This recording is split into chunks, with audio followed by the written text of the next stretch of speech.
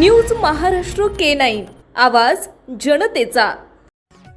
राज्यातील महिलांसाठी राबवण्यात येणाऱ्या मुख्यमंत्री माझी लाडकी बहीण योजनेबाबत मोठी आणि दिलासादायक बातमी समोर येतेय। फेब्रुवारी महिन्याचा 1500 रुपयांचा हप्ता कधी मिळणार याकडे लाभार्थी महिलांचे लक्ष लागले होते। अखेर या संदर्भात महत्त्वाचा निर्णय घेण्यात आला असून लवकरच हा हप्ता लाभार्थ्यांच्या खात्यात जमा होण्याची शक्यता आहे। सामाजिक न्याय विभागाने यासाठी 277 कोटी रुपयांच्या निधीला मंजुरी दिली आहे।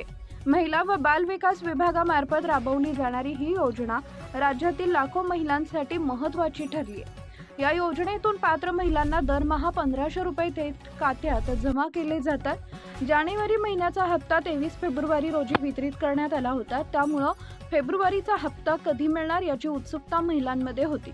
आता निधी वितरणाला मंजुरी मिळाल्यामुळे येत्या काही दिवसात हा हप्ता जमा होईल अशी शक्यता वर्तवली जाते। दरम्यान या योजनेतील पात्रता टिकवून ठेवण्यासाठी KYC प्रक्रिया पूर्ण करणं अनिवार्य करण्यात आले। अनेक महिलांकडून अर्ज करताना काही तांत्रिक चुका झाल्याचं निदर्शनास आलं होतं। चुकीचे पर्याय निवडल्यामुळे काही जण अपात्र ठरण्याच्या मार्गावर होत्या।